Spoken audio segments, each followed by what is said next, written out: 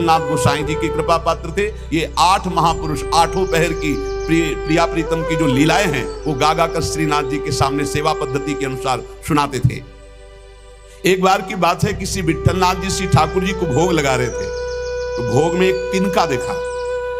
बहुत दुख हुआ कि मेरे सुकुमार लाडले ठाकुर और उनके भोग में इतनी असावधानी बनाने वाले तिनका। बहुत सावधान रहना चाहिए ठाकुर जी का, जब भोग बनाए तो बोलचाल में भी सावधानी रखे, कहीं थूक की छिट्टी ना चली जाए, मुख में ऐसा होता है। तो अगर कभी बात करनी हो तो रसोई से ऐसे करके बात करें, वैसे तो बात कम ही करे, मौन धारण करके बनाए, क्योंकि अगर हम पद जोर जोर से गाएंगे या बात करेंगे तो हमारे मुख से थूक की छिट्टी ठाकुर जी के भोग सामग्री जो बन रही है उसमें गिरना हो सकता है।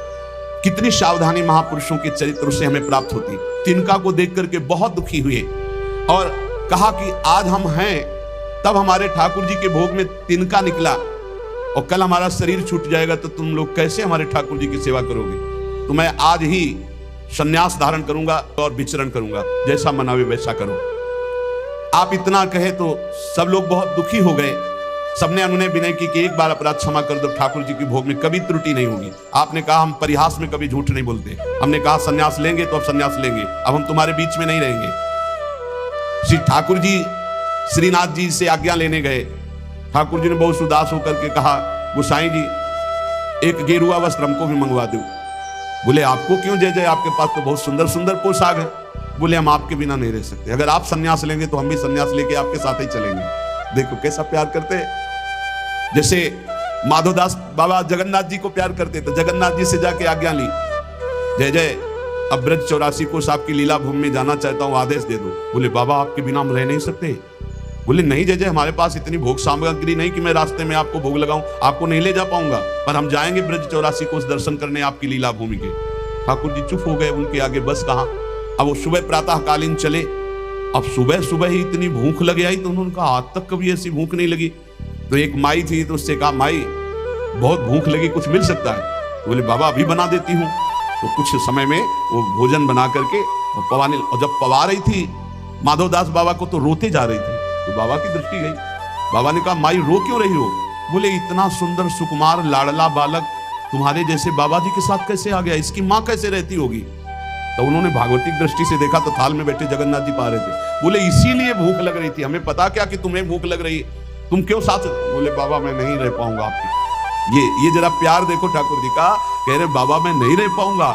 ऐसे ही श्रीनाथ जी गोसाई जी से कह रहे कि एक गेरुआ वस्त्र हमको भी मंगा दो, अगर आप संन्यास लोगे तो हम भी संन्यास ले लेंगे। गोसाई जी आपके बिना हम नहीं रह सकते। गोसाई जी गले से लगा लिया। तो कहा गले से लगा लिया तो मेरी बात मानो, तुम्हें संन्यास नहीं लेना। बोले जैसी आपकी आज्ञा। बोले सेवा में त्रुटि अगर हो रही तो मुझे दुख नहीं तो तुम्हें दुख क्यों हो रहा है। तो बोले तुम्हें दुख हो या ना हो, आप मेरे पुत्र हो, मेरे को दुख होता है कि मेरे लालन के भोग में तिनका कैसे आ गया। भाव समझिए। श्री विट्ठलनाथ गोसाई जी स्वयं सेवा में सावधानी पूर्वक, पर कभी कभी अगर त्रुटि हो जाए सेवा में तो बहुत ही असंतुष्ट हो। यह ध्यान रखने का विषय है कि हम केवल विग्रह की पूजा नहीं कर रहे, साक्षात श्यामा श्याम विराजमान है, साक्षात श्री जी विराजमान। हम जल पिवाएं तो उसी भाव से, भोग लगावें तो उसी भाव से, पोशाक पहनावें तो उसी भाव से। श्री गोस्वामी जी शयन करते थे गोकुल में आकर और नित्य प्रति श्री श्रीनाथ जी की सेवा में आते। यहाँ जतिपुरा गोवर्धन में श्रीनाथ जी विराजमान थे तो आप घोड़े पे चढ़ करके आते थे। यदि कहीं आने में कुछ विलंब हो जाए तो अन्य सेवा चाहे कोई कर ले, पर आरती आप ही रोज करते थे, आरती सेवा आप ही करते थे। आज भी बल्लभकुल में नियम चला आ रहा है कि और ठाकुर सेवा तो सब मिलके करेंगे, लेकिन आरती गोस्वामी वंशज ही करेंगे। श्री ठाकुर जी की अक्षुण्ण सेवा गोस्वामी जी अपने बालक के समान मानकर करते। जो भगवाननिष्ठ सदाचारी पुरुष होते हैं तो उनका प्रभाव सबके ऊपर पड़ता है। उस समय भक्ति का वातावरण एक बन चुका था, जिसको देखो सब भगवान की भक्ति में निमग्न। जो श्री विट्ठलनाथ जी थे ये श्रीमद वल्लभाचार्य जी के द्वितीय सुपुत्र है। आपका जन्म प्रादुर्भाव विक्रम 1572 में काशी के निकट चुनारगढ़ में हुआ। श्री आचार्य महाप्रभु वल्लभाचार्य जी ने प्रयाग में अड़ैल में आकर आपका जन्मोत्सव मनाया। बड़े शुभ संस्कार बचपन से ही। आचार्य महाप्रभु जी के निरीक्षण में आपने समस्त शास्त्रों का सम्यक अध्ययन किया और गृहस्थाश्रम में प्रविष्ट हुए। आपकी 2 पत्नियां थी, रुक्मिणी जी और पद्मावती जी। श्रीमद वल्लभाचार्य महाप्रभु जी के गोलोक गमन के अनंतर उनके ज्येष्ठ पुत्र श्री गोपीनाथ जी, ये द्वितीय पुत्र से श्री विट्ठलनाथ जी, गोपीनाथ जी आचार्य गद्दी पर बैठे, परंतु थोड़े ही समय में वो गोलोकवासी हो गए।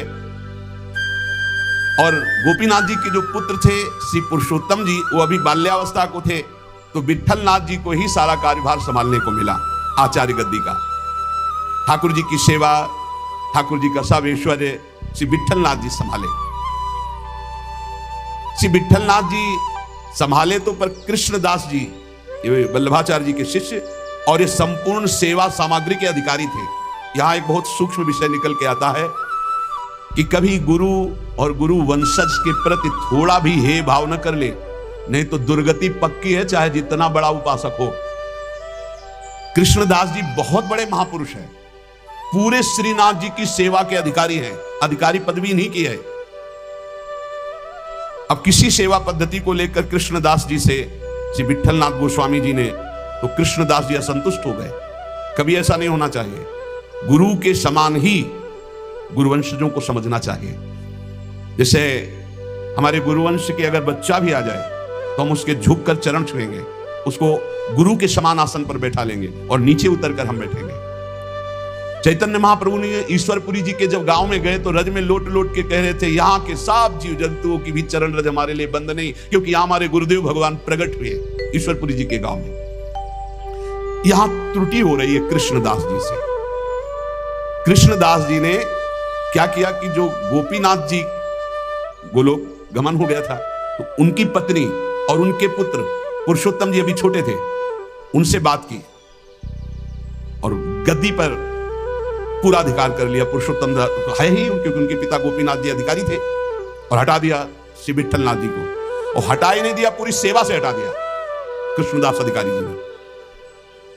पुरुषोत्तम जी को गद्दी पे बैठा दिया, उनकी मां को समझा बुझा करके दस्तखत करवा लिए और श्री विट्ठलनाथ गोस्वामी जी को हटा दिया। श्रीनाथ जी की सेवा मतलब आना भी बंद करवा दिया। ऐसा नहीं करना चाहिए था, ये बहुत बड़ा अपराध बन गया। और बहुत बड़े महापुरुष हैं कृष्णदास जी, कोई साधारण नहीं। आगे उनके कवि चरित्र का श्रवण करना, इतने बड़े महापुरुष। गोसाई जी को सब अधिकार छिन जाने का कष्ट तो नहीं हुआ, पर सेवा छूट जाने का बहुत कष्ट हुआ। और महापुरुषों के हृदय में किसी भी तरह का यदि कष्ट हो गया तो उससे फिर भगवान बर्दाश्त नहीं करते। आपको बहुत क्लेश हुआ, श्रीनाथ जी का दुलार छूट गया, सेवा छुटवा दी कृष्णदास अधिकारी ने, आप पारासौली में जाकर रहने लगे।